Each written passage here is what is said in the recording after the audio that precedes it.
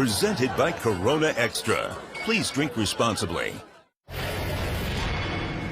Pardon the interruption, but I'm Pablo Torre, and so far this week, PTI has been hosted by Frank Isola, Nina Kimes, and now me. So who will be my substitute co-host? Surprise! I saved you from Levitard. You should be happy. You know what? I am. You've done that a couple of times in my life, and you're right. You have saved me from Dan and all of his sweatiness, especially in July. Yeah. Gross. You don't want him sweating all over you. I'm not going to sweat. I'm in a fairly air-conditioned attic, except it's 97 degrees in Washington, D.C. Summer at the moment. seersucker and everything. Woo! Welcome to PTI, boys and girls. Wilbon apparently doesn't care about you like I do. So in his place, I'm joined by my great friend, the host of the ESPN Daily Podcast, my grandson, Pablo Torre. Very nice. And we begin today, Pablo, with the Houston Astros winning a doubleheader at home yesterday over the New York Yankees. Their season series concluded with the Astros winning 5 out of 7 games, including all 3 in Houston, and this may have playoff significance should the Astros catch or pass the Yankees in the final standings. Currently, the Astros are 2.5 games back. Yankees manager Aaron Boone said, and I'm quoting here, "I understand it's a big story. It's not going to matter unless it's October. Don't overstate this," unquote. Pablo, is Boone right that it doesn't matter unless it's October? So, Tony, you know I'm a New Yorker. You know that to me, mystique and aura are more than just dancers at a nightclub, as was once famously said about them. October is what matters, correct. But this is pretty transparent spin from Aaron Boone, Tony, because I don't want to worry about the present. I want to think about October, but the Yankees are done playing the Astros in the regular season, and they hit 151 against them, which is the worst the Yankees have hit against a single team in the history of the franchise all time. So I don't want to be worried about this right now, but if there is any time to be worried about July, it is now. Yeah, so first of all, let me say that I was very surprised to learn today, because I don't read the standings every day, that the Astros were only 2.5 back of the Yankees. I understand it's not the same division, but I was surprised because we've been saying for months that the Yankees are on a 27 pace. Yes, historic. And I didn't know the Astros were on a 27 pace. So I thought about this as to why it might happen. And there are such things as Achilles heels, both literally and figuratively. It is possible that the Astros are the Yankees' Achilles heels. If I have this correct, and you would know better than I, because you're a Yankee fan, I think that once the scoring began in all of these games that they played, all 7 games, that the Astros never trailed until 2 walk-offs in Yankee Stadium, that they were better by far in this series. So maybe, just maybe, the Astros have the Yankees' number, though I tend to agree with Boone in this regard. Until you get to the playoffs, this is simply conversation. I understand that in the playoffs in 2017 and 2019, the Astros beat the Yankees. But there's a Boone quote here that I think is great, and I don't want to just not put it into the show. If we happen to come back here in October, he said in Houston, we're going to show up, and we're going to expect to win. And I think that's what the manager should say. But, Tony, he has to say that, but keep in mind why the regular season matters for that purpose. Because the Yankees cannot beat the Astros on the road, or at least they haven't so far, right? 0-3 in Houston, 2-2 at Yankee Stadium. So the regular season here, maybe they're not the 27 Yankees, as you were alluding to, but they really need to be 1 full game ahead of the Astros to make sure that they have home field advantage, because that matters to this team. That is what the summer has taught me. Let me just give the cautionary note here, which I'm sure you will approve of. We are still in July. The Astros go to Seattle. They play Seattle 7 out of their next 10 games. Seattle has won 14 in a row, so we'll see what they've got. And the Yankees play Baltimore, which has won 11 out of 13 in the toughest division in all sports, and then they play the first-place Mets. So I think, Pablo, in 2 weeks, we're going to have a better clue as to what we're looking at. But, Tony, I want to know if we're going to get a better clue about Juan Soto's future now, because it is uncertain. Your Washington Nationals, right? They've offered him a deal. That's crazy, right? I mean, they've offered him a deal that's like $400-some-odd million, 15 years, $440 million, and now he has rejected that, and so a trade is reportedly in the offing, and now Juan Soto is out here retweeting, Tony. I know you're not on the internet, but Derek Jeter had tweeted, "Loyalty one way is stupidity." Juan Soto retweeted that, quickly deleted that, and now we're left with the trade deadline 10 days away, I believe. So what should your Nationals do? Should they keep Juan Soto? Should they move him?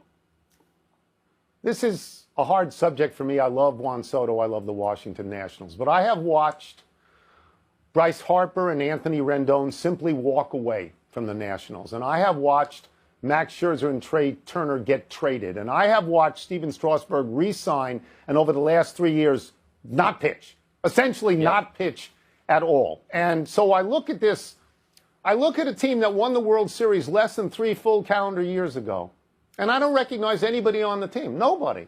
They're all new except for Juan Soto. Look, he's not going to sign. He's not going to sign in Washington. Pablo, he turned down a $440 million deal. Let me repeat that for West Coast people who are trailing off. $440 million, he turned it down. The current owners are not going to be able to sign him. The new owners, nobody even knows who the new owners are. Exactly. So what we have here is a circumstance in which his agent, Scott Boras, who may or may not be the devil, is expecting to get $500 million or more and always likes to bring his players to the table in free agency just to see what the market is like. It's so hard for me to say this. Juan Soto's time in Washington is done. They need to trade him. So they got, okay, so Tony, I feel like we got to reiterate this too, not just for the West Coast, but for the people in Micronesia. Because guess what? Juan Soto thinks your GDP is not enough. He wants more.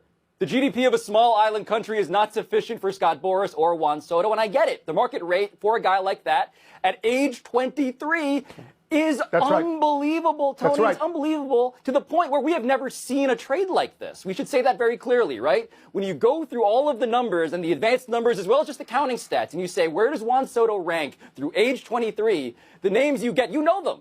Ted Williams, right? Stan Musial, Mickey Mantle, that's the company. And so how do you get... My question for you, yes, you got to trade him, but how do you get equal value? I know they're asking for everything, but can you possibly get value like that? Okay, you're never going to get what he's worth in the long term. You accept that right away. His trade value is higher now until August 2nd than it will ever be, and here is why. Because he is operating under a contract that is easy to deal with for any team in the league, not just the Yankees and the Dodgers. Anybody can get into this because they get him for the rest of this year, half a season, and the next 2 seasons. The possibility of 3 pennant races. You get Juan Soto for that, and you can do it. If you're ready, maybe Oakland can't do it, but everybody else can do it. Seattle can do it. Tampa Bay can do it. Minnesota can do it. You have prospects. You give the Nats the prospects, and you take Soto. It pains me. It pains me, but the best option is to trade him at the moment. We stay with baseball. On the mound tonight are Max Scherzer of the Mets, and that's hard for me to say, and Shohei Ohtani of the Angels. Scherzer will pitch at home against Yu Darvish and the San Diego Padres. Ohtani will pitch on the road in Atlanta against Charlie Morton and the Braves. Scherzer's had 3 starts since returning from injury. His ERA is 1.40. Think that's good? Ohtani's even hotter recently. He's 6-0 with an ERA of 0.45. Pablo, if you were betting on one of these starters tonight, which one would it be? Tony, I want to take Shohei Ohtani because he has been the best pitcher in baseball for like 3 to 4 weeks now, as well as a top 15 hitter. We've just never seen that. Every time I talk about Ohtani with you, I say this. No one's been like this. Not even Babe Ruth has been doing this simultaneously like this. But do you really expect me to feel good about the Angels? It's remarkable, Tony. I feel so much better about the Mets. And you know our shared geographic origins here, how ridiculous it is to say that the Mets feel like a picture of stability. But they do, certainly this season, compared to an Angels team that has 2 of the best players of all time and is not just irrelevant, but bad again. So no, I don't trust the Angels, and for that reason, I lean towards Scherzer, even though Ohtani, I believe, is the more special talent. Okay, so you know how I feel about Scherzer. I think he's a warrior god. I think he's one of the few pitchers actually in the history of baseball that is a team leader. He's pitching at home, and he's pitching against a team that had to go 3,000 miles to get there, and I never bet against Max Scherzer. But if I were objective here, which I'm not, but if I were objective, I'd go the other one. I'd take Ohtani, and I'll tell you why. Because he's been the stopper for a terrible team. The Angels stink. They've lost 15 out of 18. There are only 3 wins in that period of time, or Ohtani's wins. And here's what Ohtani, a 0.45 ERA is just, it's literally unbelievable. Although you believe it because it's written there in print. Here's the deal with Ohtani. He also bats, which means in the first inning he can get up, He can hit a solo home run. He can get a 1-0 lead, and he can take it all the way into the ninth if he has to. And that's how I feel about this one. Yeah, Tony, tell me this, right? Because you're a historian of the game. What does Ohtani need to do, and for how long does he need to do it for him to just be the greatest thing we've ever seen?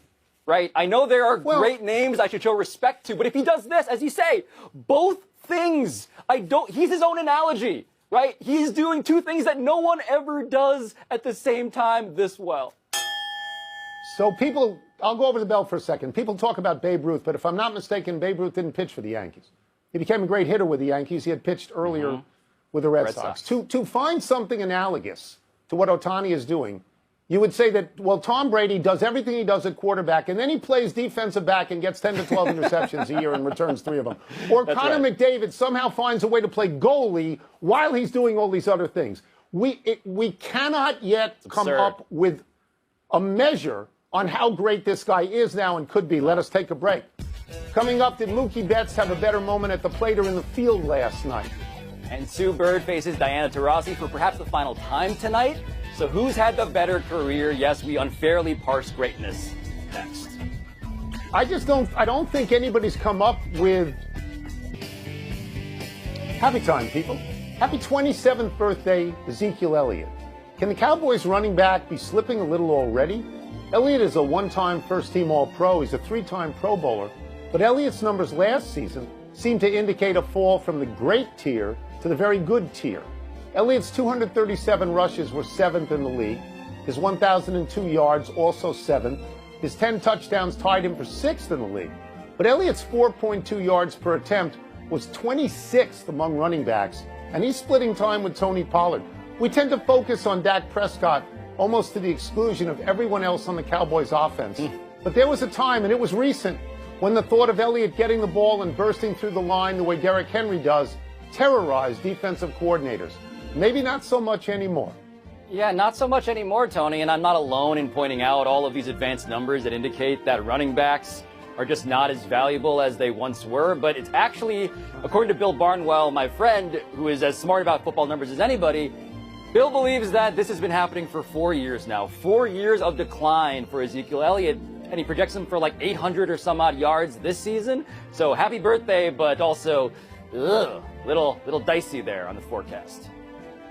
Happy anniversary, Rob Dibble. Around this day 31 years ago, the hot-tempered Reds reliever was thrown out of the game by umpire Cowboy Joe West for clearly and deliberately throwing at the Cubs' Doug DeCenzo while DeCenzo was running to first base on a squeeze bunt. Dibble didn't even attempt to throw to first. He simply wound up, fired the ball at DeCenzo for having the gall to bunt on him. Dibble was part of the Reds relieving corps that called themselves the Nasty Boys. Dibble, Norm Charlton, Randy Myers. They acted crazy when it suited them. This was crazy. Dibble had already given up 1 run. The squeeze made it 6-4 Cubs. Dibble would later say, I'm quoting here, was it ridiculous? Absolutely. But the fact that you're trying to rub our noses in it teed me off more than anything, unquote. Dibble, by the way, later worked on ESPN Radio. He was very good. Yeah, I remember Rob Dibble growing up as a broadcaster, Tony. He was good, and more than that, he was like the platonic ideal of a relief pitcher. The goatee, the anger. Obviously, we lament the loss of starters today, but I miss relievers who looked like, obviously, a relief pitcher who had perhaps emotions that he could not always control. I kind of miss that part, too. Happy trails to Michael Johnson's American record in the men's 200. Johnson's legendary record of 19.32 seconds, which had stood since 1996's history. Noah Lyles threw 19.31 last night, while winning the 200 at the World Track and Field Championships at the University of Oregon. Lyles, who went to school in Northern Virginia High School, blew away the field after what he called, quote, the start of my life, when he hit the straightaway far ahead of the other runners. Yeah. Lyles led an American sweep in the event. His 19.31 is the 3rd fastest time ever. The fastest belongs to Usain Bolt at 19.19. Johnson had set the American record at the Atlanta Olympics, where I watched it, and he was on the track last night to congratulate Lyles. When Lyles crossed the finish line, his time read 19:32, but then it ticked down to 19:31.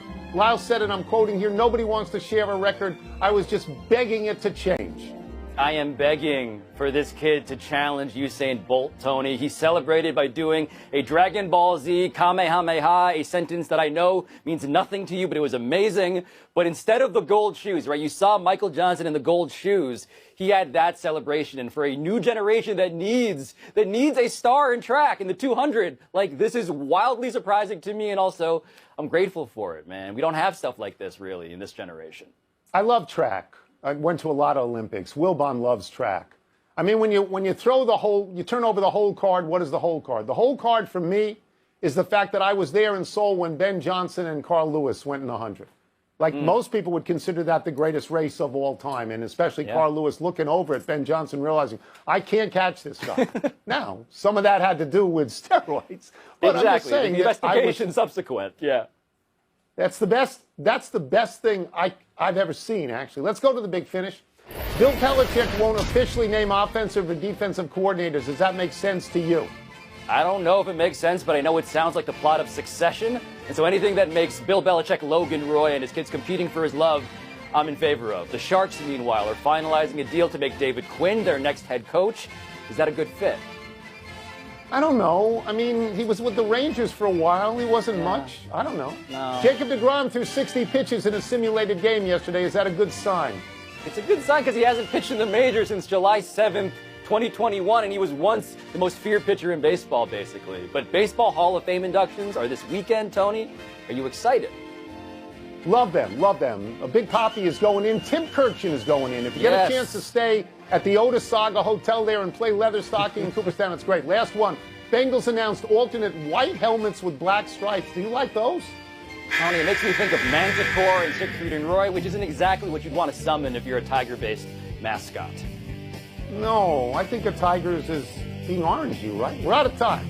We'll try and do better the next time, and I'm Tony Kornheiser. From last night, his go-ahead homer or his game-ending catch. D-Light is the voice of God. Very impressive. Look, the home run is great. It's so clutch. It's a 3-run homer. It wins the game. But the catch, to me, is more spectacular. It doesn't win the game. It doesn't even save the game. Even if the ball falls, Pablo, there's 2 guys on, there's still 2 outs, and there's still 3 runs behind. So I'm not going to make a claim for it. And the other thing wins the game, the home run, but we sort of expect Mookie Betts to hit home runs. And when a great player like that lays out and makes that kind of catch, it is truly impressive to me. Tony, as much as I value your answer, I just like to imagine what a Red Sox fan is thinking when he sees this, or she sees this. You had him! Yeah. We're here talking about what was more delicious. Was it the rare appetizer or the beautiful entree? Like, no, they're both great. I mean, Mookie Betts, to add insult to injury here, right? He was drafted by the Red Sox as a second baseman. He was an infielder, and so when he runs 64 feet in the outfield, and you're right, this didn't single-handedly save the game, but it did end it when it puts a punctuation mark on the game, period, point blank. It also feels like a period, point blank on what a giant mistake it was to let that guy go from Boston. Yeah, and plus he beats the Giants, which is a big deal for the Dodgers, and he robs Jock Peterson, who was his teammate on a World Series team on the Dodgers. What's next, Eli? Right. Toss up. They face each other for what could be the final time tonight. Better career, Sue Bird or Diana Taurasi? It's an impossible question to answer. They have the same career. They were teammates at UConn, teammates together. They won 2 national titles. They were Olympic teammates 5 different times. They won 5 gold medals. Each has won multiple WNBA championships. Taurasi in Phoenix and Sue Bird in Seattle. Taurasi's got 3. Bird's got 4. Look, I personally think Taurasi may be the greatest woman basketball player of all time, but Sue Bird has my heart because she's a Long Island girl. I cannot tell you who's had the better career. I can't do that, but I'll tell you this.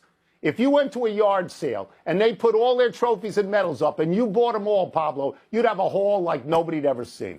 No, put me in a pyramid with those trophies and send me to the afterlife with all of those accomplishments. Yes, it is lifetimes worthy of accomplishment. But Sue Bird, it's funny. So Sue Bird and Diana Taurasi are now, once Taurasi plays in this game, going to be the only players in WNBA history to have 500 games on their resume. They're both the leading scorer for Taurasi, the leading assist getter for Bird. But you said you can't really choose. I once asked Sue Bird herself who is your GOAT? Because I, like you, am inclined to favor the regionality of Syosset, New York. And she said, my GOAT is Diana Taurasi. And it's not close. Yeah. And for that reason, I'm going to go lean in that direction because it came from the mouth of the bird herself. Yeah, that's fine. And we bring this up because Bird is retiring, and if they don't play each other in the playoffs, this could be correct. It's it for us on this segment. Let's take one last break. Still to come, we've got something impressive to celebrate in sprinting. And what should we be reading into Bill Belichick not naming anybody his official offensive or defensive coordinator? He saves money that way, doesn't he? Because he doesn't have to pay